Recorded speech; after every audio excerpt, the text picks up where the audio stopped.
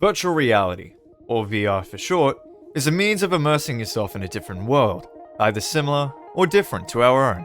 You can be anything you want, go anywhere you'd like to go, and do things that you usually wouldn't be able to do. The possibilities of virtual reality are endless. But virtual reality has an interesting history behind it that not many people talk about.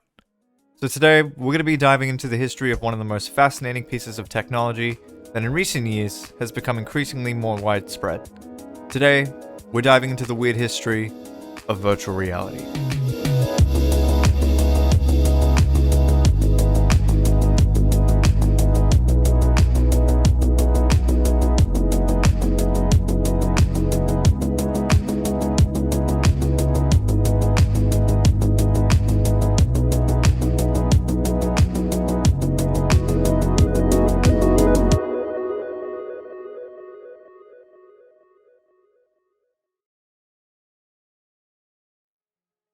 Before you go, stay tuned for a quick message. Tonight's presentation is made possible from the support of viewers like you. If you're a regular viewer, we'd like to thank you for welcoming us into your regularly scheduled programming. If you're new to the channel, we'd like to send you our sincerest welcome. If possible, please consider supporting the channel by subscribing with notifications turned on, liking the video, commenting your thoughts, and sharing the video with friends and family. Donations through the monthly membership program are also available, as they help make new videos possible. With a monthly pledge as a supporter, you'll have your name credited at the end of videos, receive exclusive access to behind-the-scenes content, and new videos early, and a VIP role on the community Discord.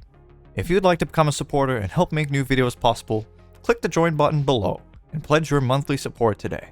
And if you're ever unsatisfied with your subscription, you can always cancel at any time. Thank you for tuning into NBD, and enjoy tonight's presentation.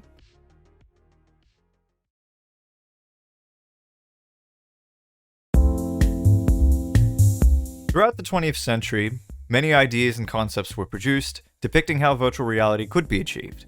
One of the most notable examples was the Sensorama.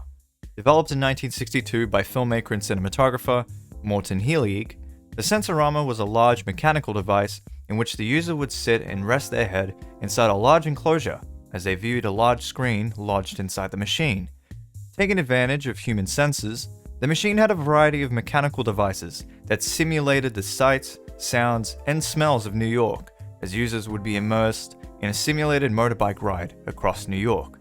The Sensorama used devices such as odor emitters, stereo speakers, and fans that would be timed and triggered at certain points and were synced to the film playing inside.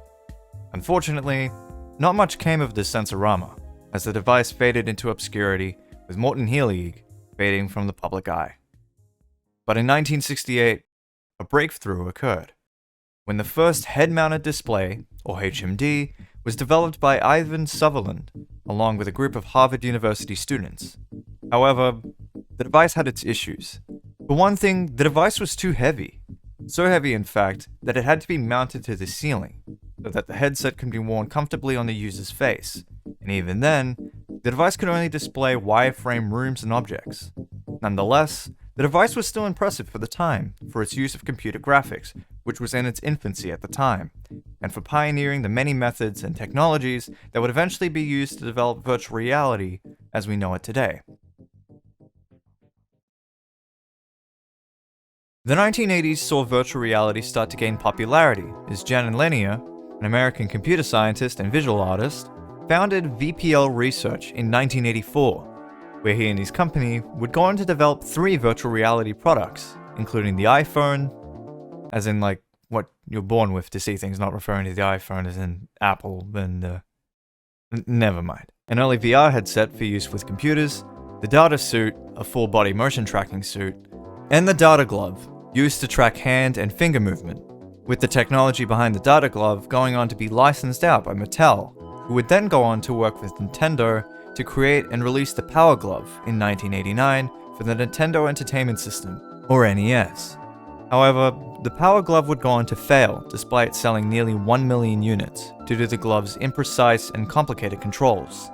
Throughout the 1970s and 1980s, virtual reality was reserved for professional industries, but as the 1990s approached, that would soon change.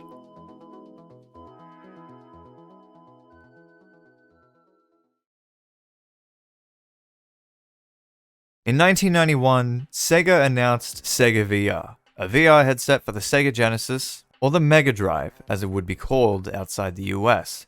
It never made it to release due to development issues, health concerns relating to motion sickness and headaches, and the headset's limited hardware, which made it difficult to get the system working correctly for power regions. The Sega VR was showcased at various trade shows, with 4 games for the Sega VR being in development before it was ultimately cancelled. In the same year that the Sega VR was announced and then cancelled, the Virtuality Group would go on to release various multiplayer VR systems for arcades around the world.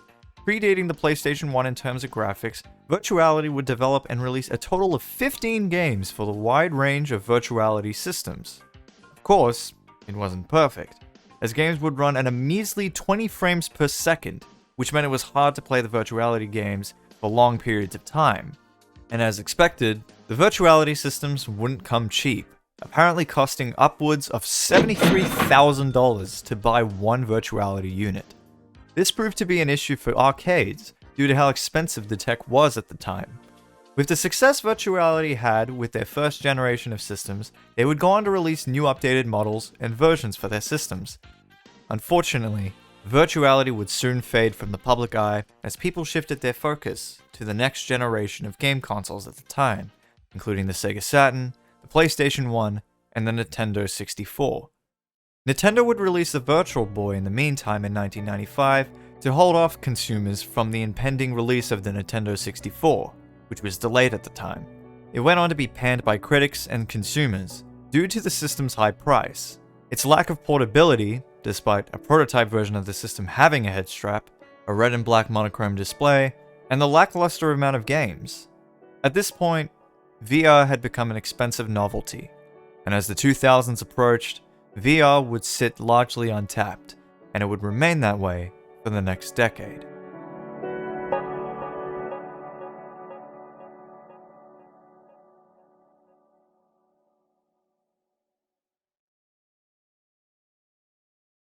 (2010) Palmer Luckey, a student at the University of Southern California's Institute of Creative Technologies, boy what a mouthful, spent his time designing HMDs, or head-mounted displays, and even garnered a reputation for his large collection of HMDs. Around this time, he wanted to start development on a HMD that was beyond the standard of most HMDs at the time, and was affordable for consumers. To start this, he founded Oculus VR, and assembled a small team of people to work on the project. Along the way, Palmer would meet John Carmack, who at the time was working at id Software and was the lead programmer of Commander Keen, Wolfenstein 3D, Doom, and Quake, along with their respective follow-ups.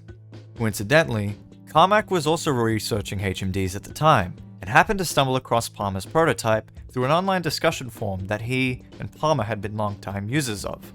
Carmack, upon requesting for a prototype unit, was sent one free of charge by Palmer himself.